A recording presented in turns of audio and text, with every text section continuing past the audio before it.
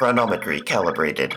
The gateway will open in 5, 4, 3, 2, 1. Analyzing data. Likelihood of parallel universes now at 44%. Continuing analysis of the many worlds hypothesis. What the fuck? What the fuck? No, what the fuck? No, what the fuck? What the fuck? I'm Gayfesh. Joining me is Moss. What the fuck? And DemonMama. What the sexy time? What the unaliving sexy time is going on here? What the sexy time? Chaos is my friends with benefits. We're talking Star Trek Section 31. It's the what even? I don't know. My brain cannot function. This is the freshest you're getting my take on a Star Trek thing in a long time, because I actually did not see this when it came out. This was my first time watching it for the podcast, and just why? Why would they do this? Can I just say, this movie did do something amazing. It did something truly revolutionary in that it perhaps made the greatest Quirk-Chungus movie that has ever been made. There might not be a single movie with more concentrated Quirk-Chungus energy. Space. The second screen. Yeah. So Craig Sweeney wrote this one, and Craig Sweeney's most recent work was as the showrunner for Watson, a CBS medical drama that can best be described as House if you didn't have to watch the screen. But he wasn't always like that. Craig Sweeney has worked on a lot of shows.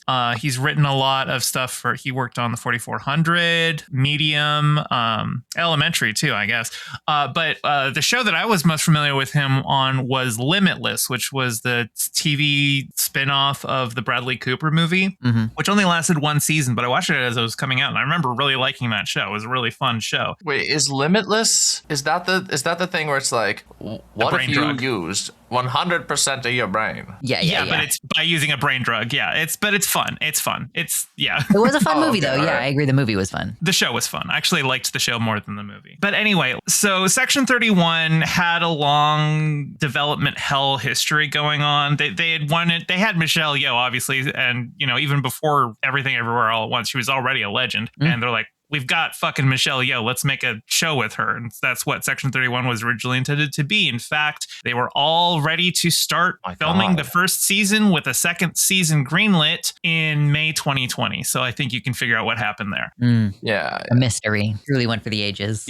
This movie had two people that I hate to have to say this about, but this movie featured two slop merchants. And that is Michelle Yeoh and Jamie Lee Curtis. Yeah. Both of whom I really want to know why they have the same film arc as Nicolas Cage, but don't get as much shit for it. Maybe Jamie Lee Curtis does, but Michelle Yeoh and Jamie Lee Curtis are both actresses with unbelievable peak talent who regularly appear as central roles in movies that absolutely fucking suck ass on an unbelievable level. And I don't get it. What is it? What are you financing that requires you to tarnish your legacy?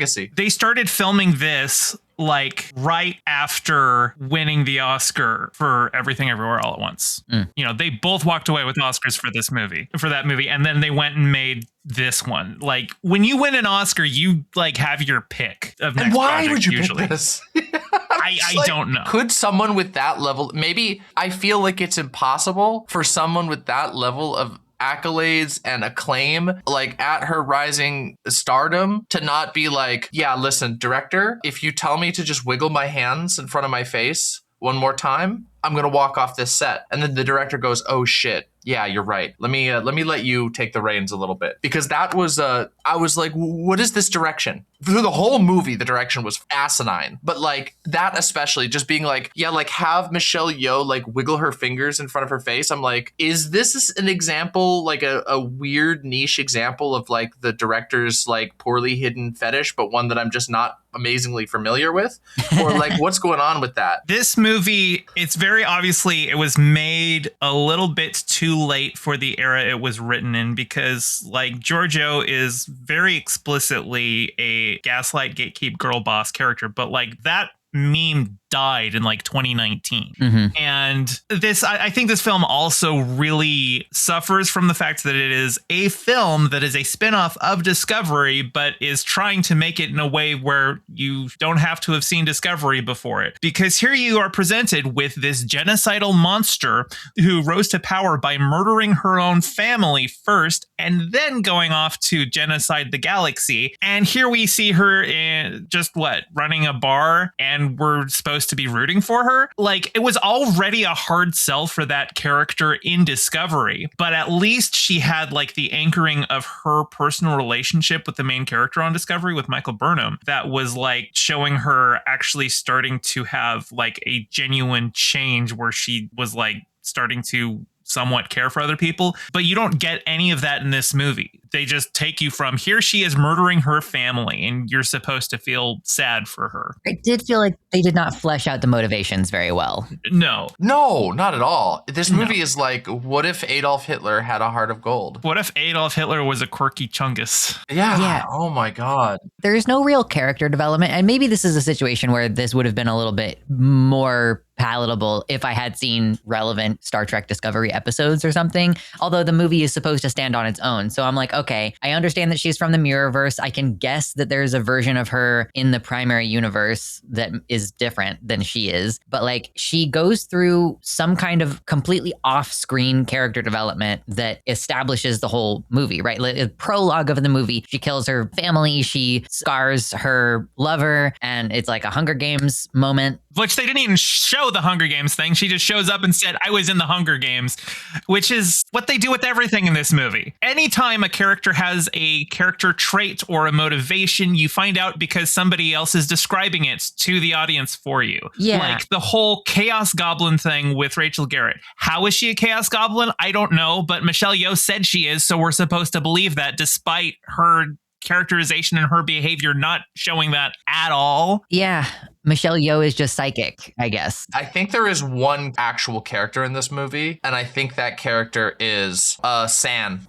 He's the only actual character in the movie that we actually go like, oh, even though he's not given enough screen time to develop this, we see him go from, I am somewhat cutthroat, but still naive on a certain level, like individual. I'm betrayed. I become like a servant. I have a long game that I'm playing, and it resolves into me becoming basically what I hate. And then you have a Darth Vader moment, you know, where it's like he turns at the very last minute or whatever. And something that I noticed about, so that's the only actual character in the movie. I don't really think there's any other actual characters. Everyone else is just kind of like, you're told what they are, and then they are that thing. It just is a gimmick. Each character is a gimmick. Is a gimmick, yeah. And some worse than others. Like, they took that Delton character and just shot her in the face immediately, which I was like, Homelander, not very woke of you. I feel like the problem with bringing in a Delton when the main thing that we know about Deltons is that they're so sexy that in order to join Starfleet, they have to take an oath of celibacy, is that like that's the only thing that the filmmakers knew about Deltons. And so that's the only character trait that they gave her. And since everyone from the Mirror Universe is already that, like every single episode of the Mirror Universe in like Deep Space Nine is just full of space lesbians. Slutty space That's lesbians. so true. It's awesome. It's awesome. So Deltons are kind of like, if you're just going by this is the established thing that we know about Deltons and nothing else, then she doesn't really do anything because we already have Giorgio. And so I don't get it. Also, you have a shapeshifter, you have a Cameloid who doesn't shapeshift for any meaningful purpose in this movie. You see him change into Giorgio once in a heist montage, as in something they are discussing doing, but don't actually do. So he doesn't actually turn into Giorgio. He turns into that spider thing to catch the augment guy in the tunnel, but that's not like a spy thing. That's just him like using powers. And then at the very end, he turns into the augment guy, but Giorgio sees through it immediately. So the fact that he is a shapeshifter is not relevant, and they don't use it to any meaningful degree in the film at all. It literally means nothing. And his other trait is still confusing to me. That he's indecisive. It's that he's indecisive, but it's like explained in some technobabble. Like it implies that maybe he can see possible futures and that makes him indecisive, but then we never actually see him do anything other than basically basically sit there and go, well, do I cut the red wire or the blue wire? Yeah. Mhm. That's the only like place where that becomes relevant. This whole movie is so goddamn incompetent. It is genuinely stunning. But I think I still like this movie more than Into Darkness. I can understand that. I'm Yeah. not sure, but I can understand that. And it's not an easy call. I guess I'll make my quick case for it, which is Into Darkness is fucking boring. It's insulting and it's annoying. This movie is confusing and annoying and stupid, but it's like weirdly entertaining in like a terrible movie type of way. And they're both terrible movies. So out of the two terrible movies, I have to go with the one that makes me laugh, like at the stupidity a little more, because there's nothing to laugh at in Into Darkness. It's just horrible. I don't know. I laughed at My Name is Khan. Okay, that is a little funny. But this movie has so much like, what the fuck were they thinking? This is just like, it's laughably stupid. There's like this recurring theme where they all stand 5 feet apart or 6 feet apart and they talk to each other in a circle. And I'm just like, why are there so many? Why do they just keep doing this over and over again? The fight scenes are edited like somebody was,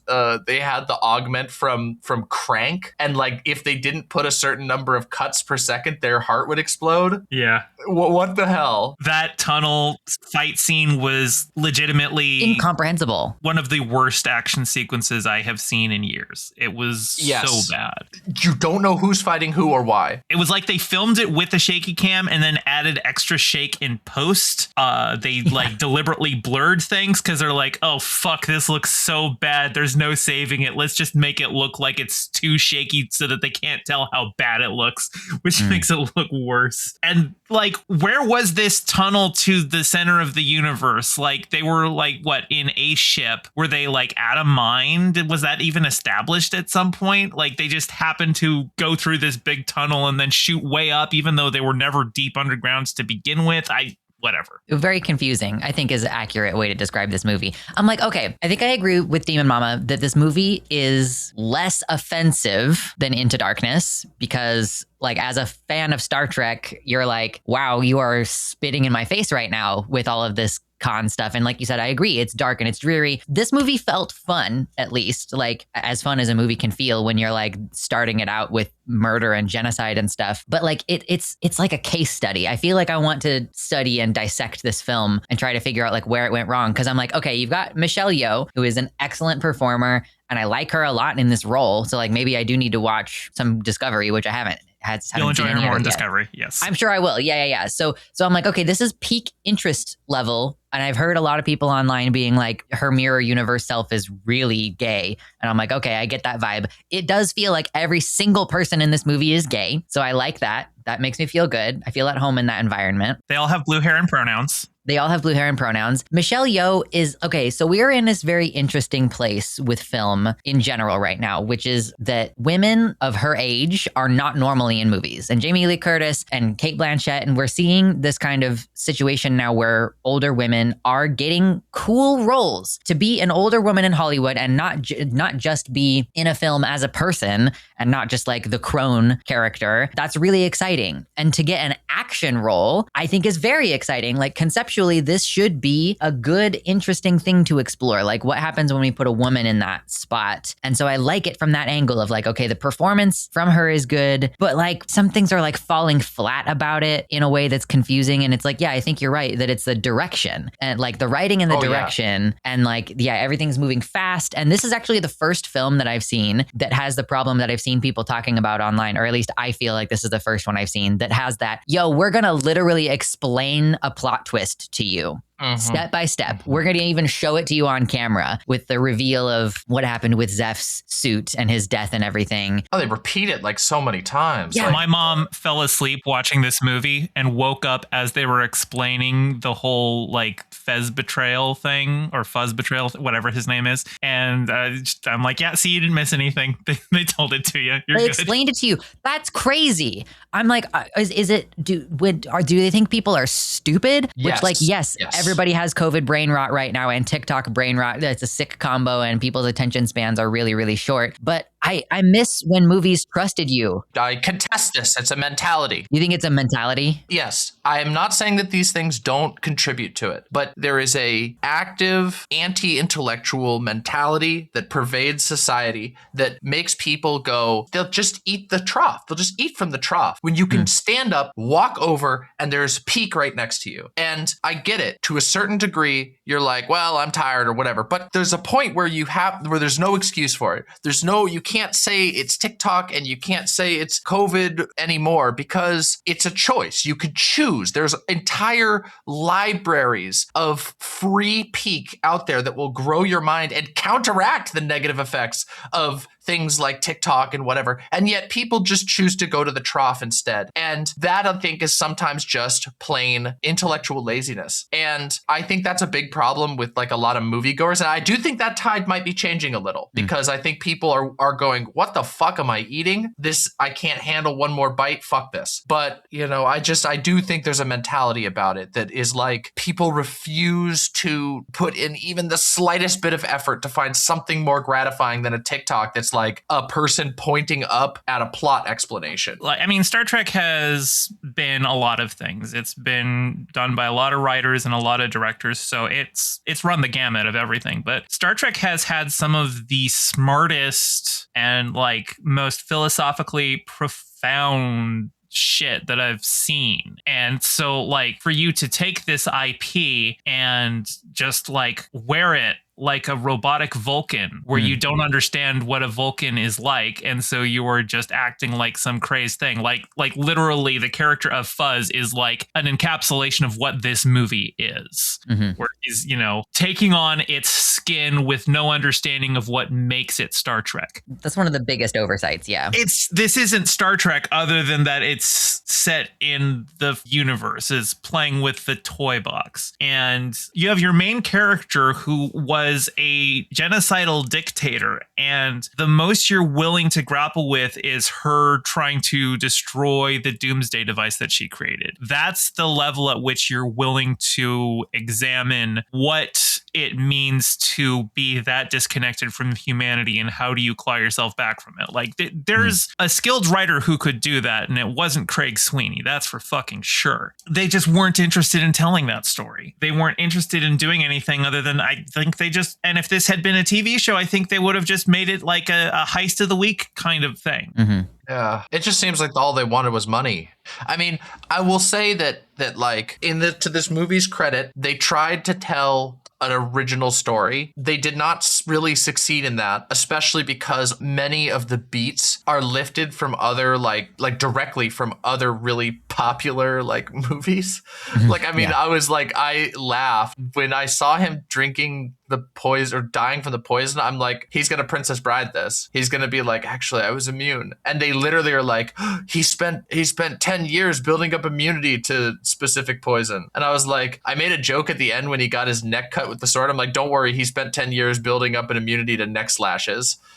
Because it's just like, it's so dumb. Like a lot of the beats in this movie are like taken straight out of other popular or classic films and then done really poorly. But it is true that they tried, they're not like remaking another Star Trek story. They're not really like, they're doing these kind of like mostly new characters. And so like, I don't know, like I guess that's in the favor of it, but it's just so incompetently done that it's just Rachel Garrett was the captain of the Enterprise C in the TNG episode Yesterday's Enterprise. But all she was in that episode was the captain who died before they sent them back to the past. So there was really nothing much for her character other than that she's a character who exists. So they had somebody with an effectively blank slate to do whatever they want with, but all they could come up with was saying something about her that she never actually demonstrated, and then have people talk about how one day she's going to be captain of the Enterprise C. That was it. Yeah. That's all they did with her. It's deranged. Also, something was said, I just remembered this. At some point, somebody said about all of the purple hair and all that kind of stuff. This movie, I'm trying to say this in a way that makes the most sense and doesn't come off totally asshole. asshole-ish. But this movie has the kind of like wokeness where it's like it's the well-intentioned wokeness that comes off offensive. The entire character of Zeph, all of the jokes about mecha dysmorphia and him being like, I don't understand what you're saying, but I'm offended by it. All of that shit. It's like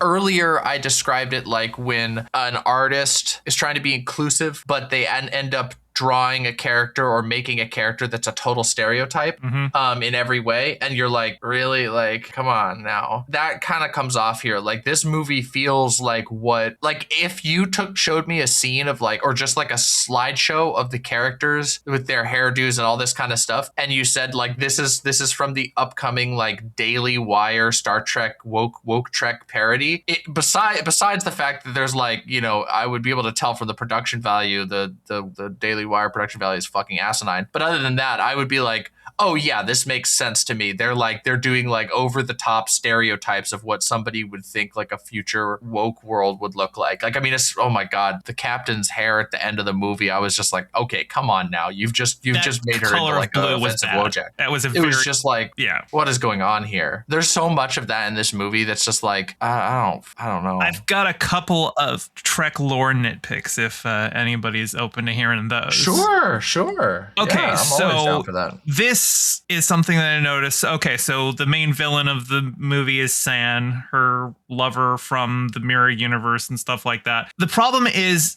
that Giorgio has done quite a bit of time travel since she left the mirror universe. And this movie, we don't know the exact date, but it's set in the early 24th century. And Discovery, before they jumped into like the 32nd century, they were in the mid 23rd century. I think it was like 2257. They even say the date that she was there, 2257, but then she disappeared for a while because she time traveled forward and then she time traveled back to some undisclosed date. But it's at least 50 years in the future. But San didn't time travel in that time. So why isn't he like some geezer shitting his diapers? Like, why is he still the same relative age as Michelle Yeoh's character, even though she's like jumped in time relatively like 50 years? And they could have addressed it. They could have said, oh, he was in stasis or what. That'd be fine. After he faked his death, he went into stasis for 50 years and then he awoke and now he's trying to retake the Empire. Like, okay, fine, but say that. And again, that's a nitpick from a Star Trek nerd perspective, because if this is your only thing going into it,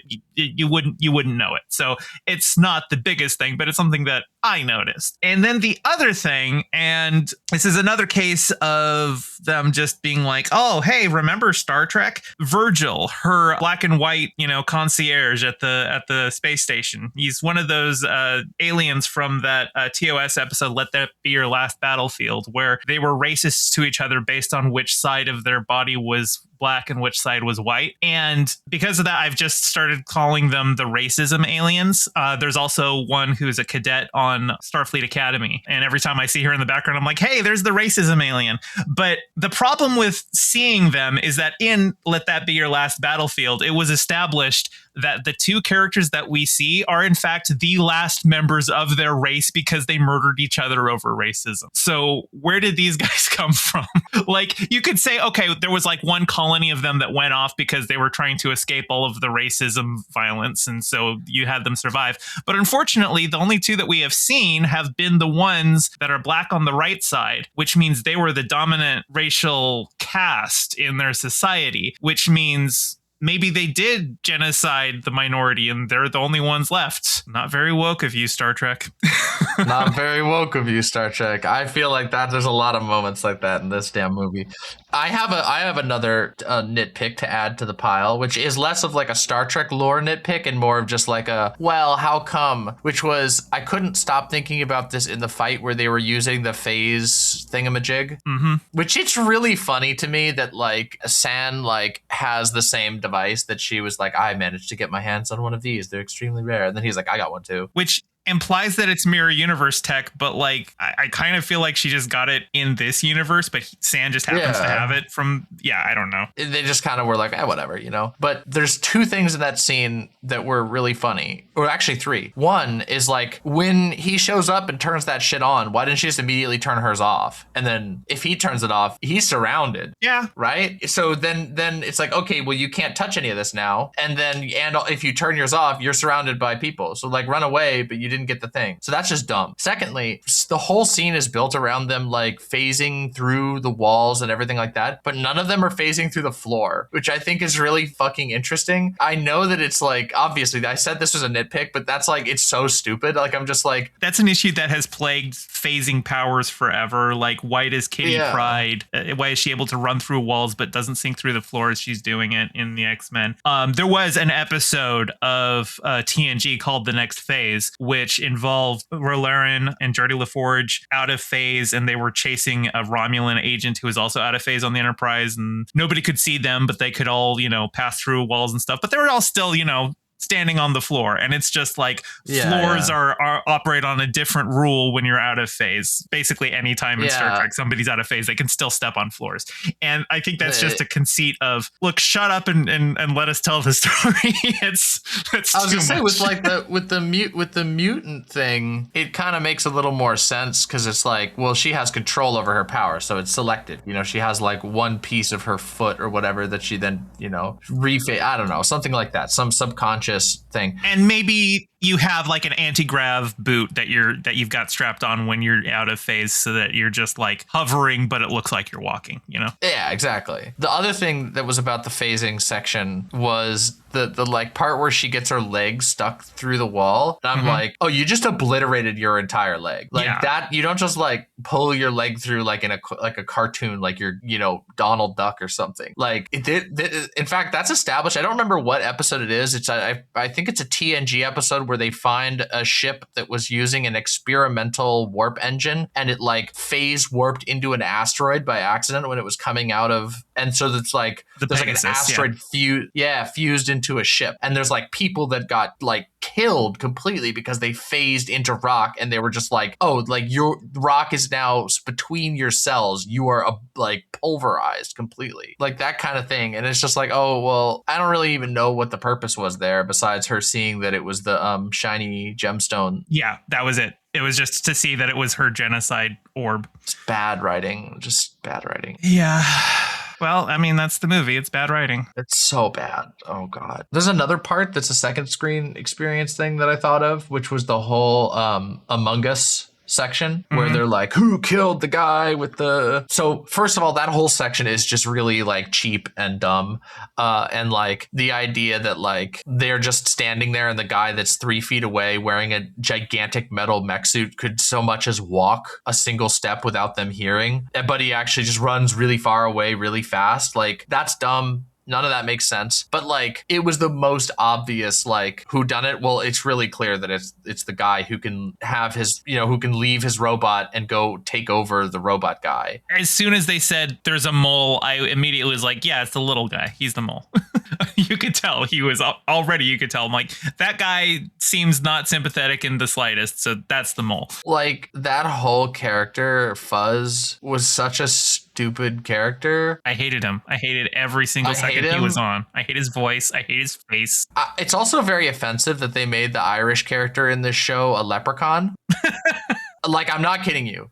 He's an Irish guy with an extreme Irish accent, okay? He's tiny. He's functionally magical. He can appear and disappear at will. And his main character trait that we learn about is that he has access to special treasures that nobody else does through his connection to the black market. So they just took like the fairy realm and the pot of gold and turned it into, he can get drugs for you off the black market or weapons. And I'm just like, that's kind of fucking offensive. Just gonna say, but just getting offended on behalf of the Irish here. Colin Meaney would probably agree with you. He would probably agree with me, which makes me feel proud. There's an episode of Deep Space Nine where he's harassed by a manifestation of Rumpelstiltskin, and it's Rumpelstiltskin because Colin Meaney burst into the writer's room and said, "I heard you were writing me a fucking Leprechaun episode."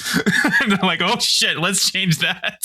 That's ridiculous. Yeah. It's pretty bad. And I think that actor was chosen just because he's an accent guy, because they do a gag at the end where he comes back, but it's not him. It's a copy of the robot being piloted by Fuzz's wife, who is doing a dramatic... I was talking to my partner about this, and my partner brought up that it's fucking Hannibal's girlfriend from the Eric Andre show. If anybody has ever watched the Eric Andre show, show, there's this recurring bit that like Hannibal, the co-host, like he has this girlfriend who comes in and beats the shit out of him all the time, like randomly. Like she'll just be like, "You fucking piece of shit," and she sounds just like this character. And it was just like the same thing. I'm like, they just brought in Hannibal's wife. Like that's really funny. But yeah, she comes in and she's like, "Well, howdy there. I'm gonna go kick his dirty sleeping around ass." And I'm just like, haha. Yeah, and I just looked up the actor who played him, Sven Roygrok, and he is decidedly not Irish. Roygrok is not an Irish name.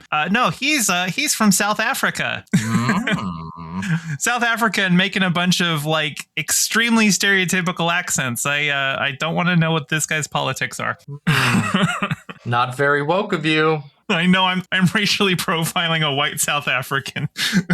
Oh no! Sound off in the comments on my anti-white racism here. We're at a point in Star Trek right now where production is shut down. There's still 3 seasons of Star Trek shows that are yet to come out. We've got the 2nd season of Starfleet Academy that was already filmed before season 1 even came out for them to cancel it. Then we got 2 more seasons of Strange New Worlds, but they've dismantled the sets. They've started doing like prop auctions, which is not a good sign if you're looking to continue production. So we're winding down. We're not going to be seeing a lot of new Star Trek here in the near future, which, honestly, I got mixed feelings on. I love Star Trek. I always like to see new Star Trek, but maybe it does need a break after this, because like, what the fuck? Yeah. Give it 10 years. Might be time. Yeah. Let Ronald D. Moore come back and write a show or something. I don't know, but it can't be this. And also with the fucking Ellisons now, owning Paramount, not very woke of them, that's for sure.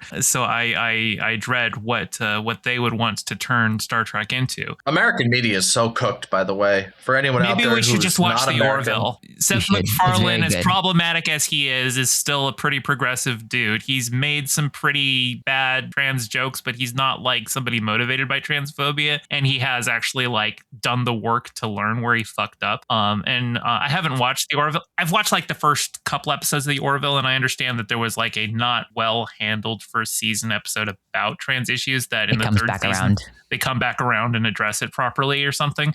And also like there's a bunch of Star Trek actors in the Orville. Brandon Braga, who was like one of the executive producers for all of the big 90s shows, he was like the showrunner for the Orville. So it doesn't need to have Star Trek slapped on it for it to be Star Trek. We decided that with Galaxy Quest for sure. So maybe it's just what's in the spirit of Star Trek, because this movie ain't it. For all mankind. Yeah, for all mankind. For all mankind. I think relating to what you said earlier about it needs to have a moral center, like the Orville is constantly addressing. I'm like in season 3. I just decided to give it another try after like I watched most of season 1 back in the day when that was all that there was.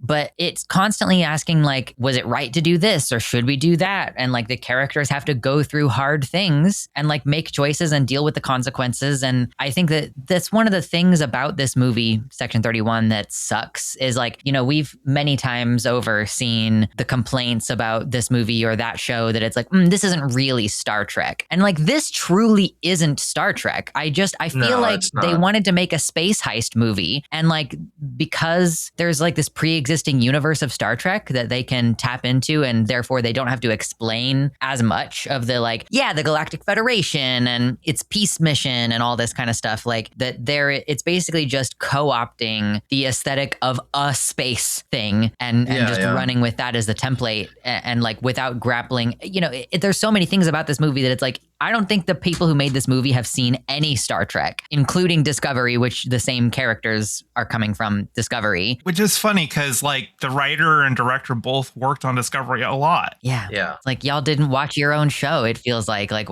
why does this feel so disconnected from everything else that is Star Trek? And like, again, I think it was a fun premise. I think a heist movie can be fun. I even think that a heist movie in the Star Trek universe could be done in a way that doesn't make me want to scream. But this one just on so many different levels was so boring. Yeah, and heist movies, they carry themselves forward on likable and interesting characters that all bring something to the team. The perfect example of this is, of course, the Aldani arc in Andor. Everybody has their thing that they're bringing to this team. You care about all the characters so that when the heist is going on, there's real tension. You don't want to see anybody go down. And even that had the mole, not strictly a mole, but like a traitor, basically. And that had a huge emotional punch. This movie had characters that weren't characters and nothing likable about them to attach to. You have no premise. You have no hooks to grab onto whatsoever. They're just people that appear on screen and maybe get blown up or not. And you don't like them anyway because they're annoying assholes. I agree with you that the heist, you could do a heist storyline, a heist archetype movie like in the Star Trek universe, but this was barely even Star Trek flavored. And to add on top of that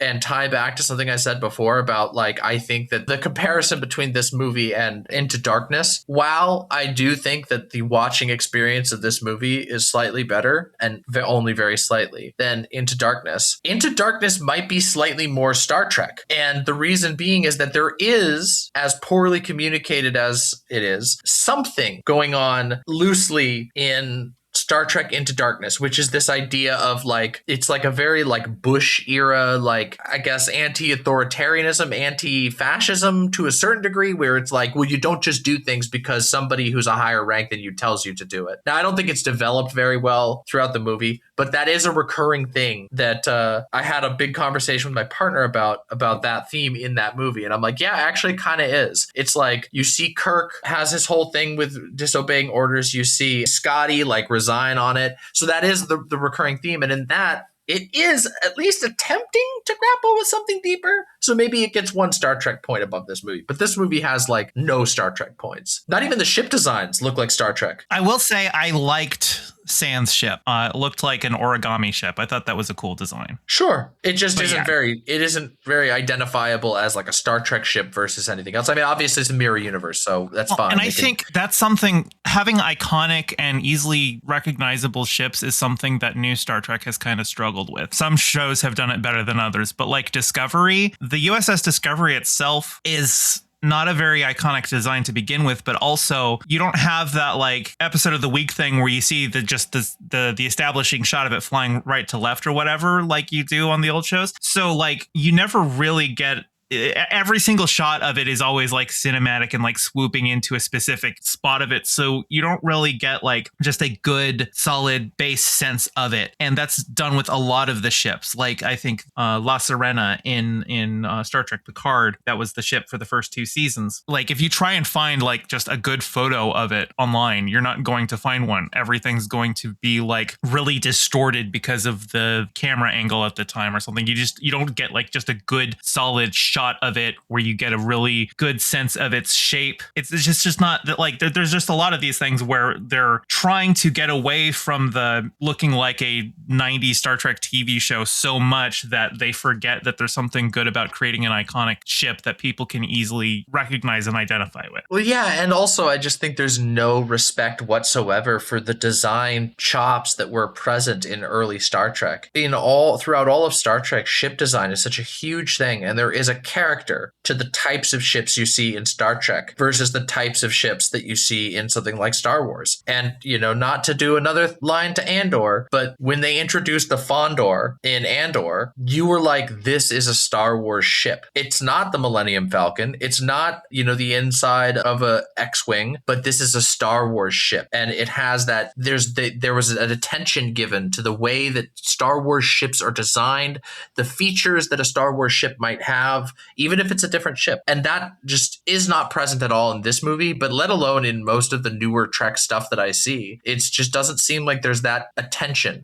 Even in the J.J. Abrams ones, the command deck of the bridge of the ship is it's a mess of weird holographic screens there's nothing given to the original designs that made Star Trek Star Trek. And I'm not saying that people need to become arrested by what happened in the past, but if you're working in a consistent universe, it's important to carry forward the characteristics that got you there. Or if you subvert them, at least have it like be intentional and juxtapose against your original premise. It's like the whole idea of like utopia and dystopia. You're like, yes, we have dystopic episodes of Star Trek. We have dystopic movies that are like, what if actually every single admiral we ever come in contact with is a bad guy? It's just kind of like a little fun thing that we noticed this past week watching Star Trek. They just, every single one of them. I was actually, before I watched this, I played a couple of episodes, and there was, we watched a DS9 episode that had like one of the few good admirals in Star Trek, and it was an episode where he was doing a bad thing. And I'm like, see, goddamn it, you can't, no admiral stays good.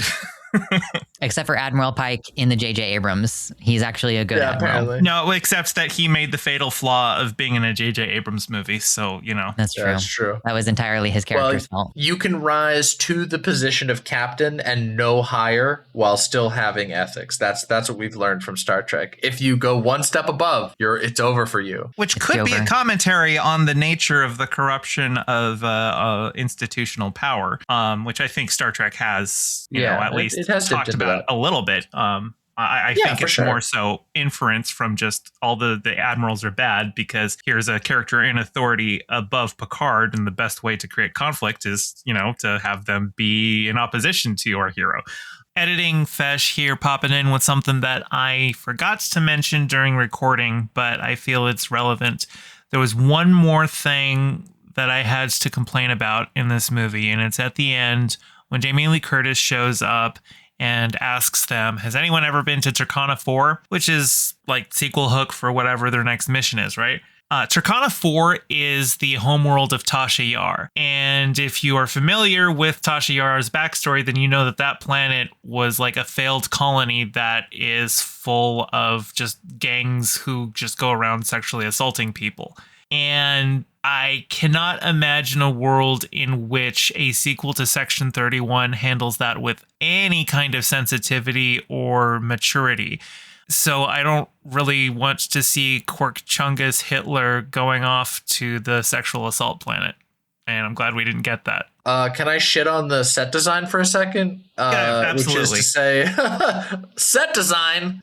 This entire movie was shot on a fucking blue screen, and it's the most apparent thing that you could ever see in the world. It is just no place in this entire movie is real. It feels like it's not real. All the characters stand a like specific distance away from each other in a way that's really weird and uncomfortable and off-putting. The way that they interact with the environment is like it's clear that they're like talking to tennis balls and they're like putting like a green screen stick up and down. It is embarrassing and pathetic and sad. And it feels like a precursor to where all of these big companies and these big brands and these cinematic universes really want to go, which is that if they could, they really would just type in, make me a new Star Trek movie with an interesting premise into Chat GPT or whatever, these stupid Sora or whatever, and have it spit out something and go, good, the hogs will eat this and pay us for it. Because this movie does feel like a movie made by AI. I gotta say, like, Section 31, as established in Star Trek, was a Black Ops CIA parallel, basically.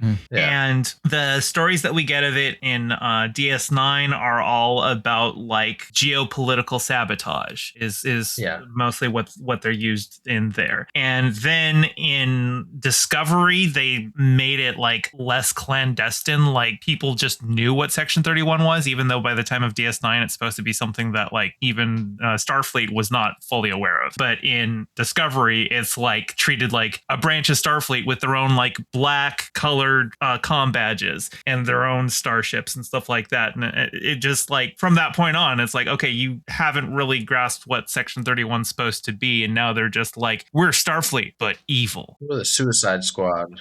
They are. So that's it, huh? We're a Section 31. And there's a universe where you could do a really fucking cool Section 31 show that could be like Star Trek's Andor, that could be about, you know, the hard calls that you have to make on the geopolitical stage when war is on the line. But they already made that show, and it's called Deep Space Nine. So Deep Space Nine has everything that could ever be said by such a thing. And also, you know what would have been a funnier premise for this movie?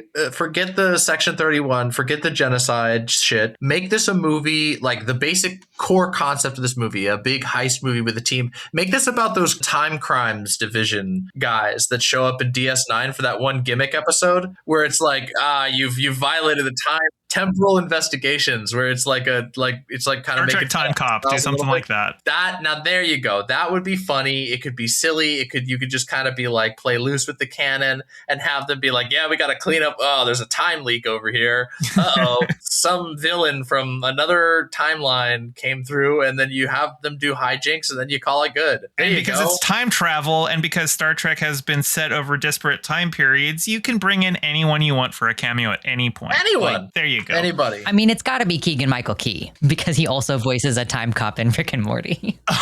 That's true. But also, I was just thinking, would that be a step up or down for his career at this point? True. Because dude's been in some dog shit lately. Jordan Peele definitely was the one who saw the writing on the wall. Was like, I got to pivot my career, man. Otherwise, I'm going to end up like Keegan.